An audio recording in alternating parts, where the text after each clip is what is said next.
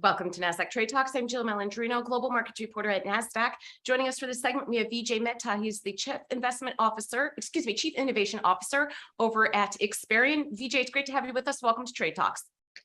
Thanks for having me, Jill. All right, let's talk about some decentralized finance today. What are the biggest challenges for the mainstream adoption of DeFi? Well, Jill, as you know, decentralized finance, or DeFi, is the infrastructure, process, and technology used to democratize financial transactions. I think like any new space, there's really three areas of focus. First, simplicity and user experience.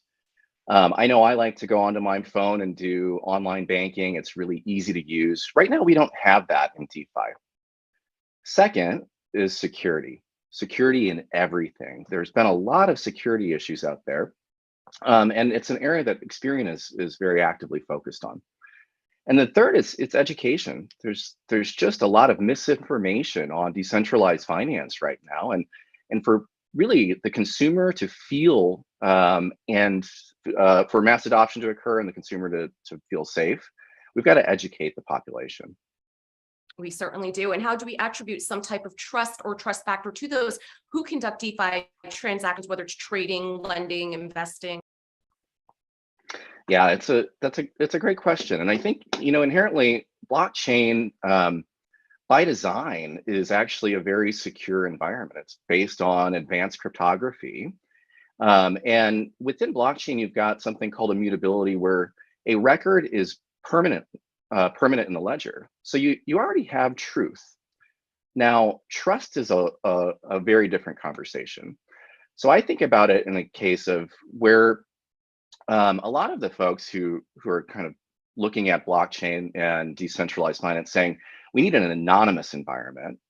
But when you have anonymity, it's hard to have trust. I know I like to know who I'm sending money to or who I'm interacting with. So the way that Experian is thinking about this is really focused on know your customer, KYC. So verifiable identity, verifiable credentials.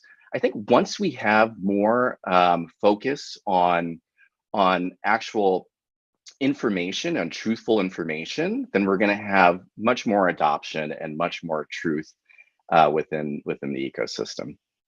What protocols in crypto transactions are instilling trust when it comes to DeFi? What additional ones could help even further strengthen trust? Yeah, it's interesting because, if we look at the evolution of any technology, there's always a bit of a learning curve. And I think there's a few areas where Experian is focused. So we're really looking at a multi-layered approach to this. So first is using advanced technology, using advanced analytics to really ensure that we do have a trusted environment. We use secure multi-party computation. We're using advanced analytics and AI. We're using decentralized identifiers, and I can go very, very deep on the tech side, but maybe not for your audience. I think once we have all these layers, we're going to be able to reduce the amount of attack vectors in the environment. And we'll start to see greater adoption and more sophisticated rules and regulations around the environment that will actually help the overall consumer. And I think, where Experian plays, it really is about protecting the privacy of the consumer. So that's where our focus is. And that's a great lead for my next question. Where can government regulations play a role in promoting trust in DeFi? Well, it's already starting to happen. It's really pretty exciting to see all the activity. There's a number of bills out there right now on the space. Experian works with a lot of regulators throughout our business, and it's our core focus. And I think, regulators are there to protect the consumer, and we need to marry regulation and technology together. And I think that's what's going to happen over the next couple of years. Well-publicized instances of token theft have characterized the DeFi market, as you had mentioned at the top. How could those thefts have been avoided? What's happening to avoid them in the future?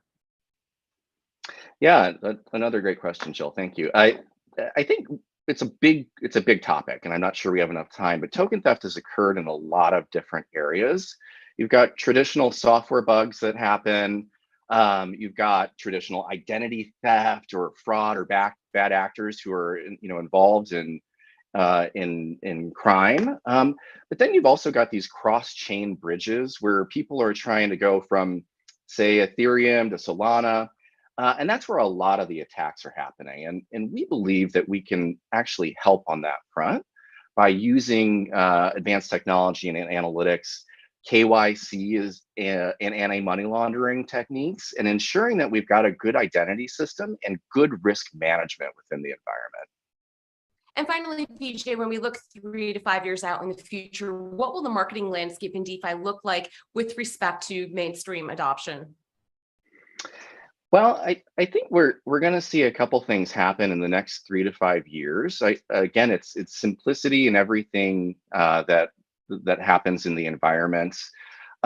Two, we're going to see more financial products that will be available to consumers, both in the credit space, in the trading space, as well as just kind of typical banking. And then you're going to see participants like Experian, who are really on the innovative cutting edge of driving truth within the ecosystem.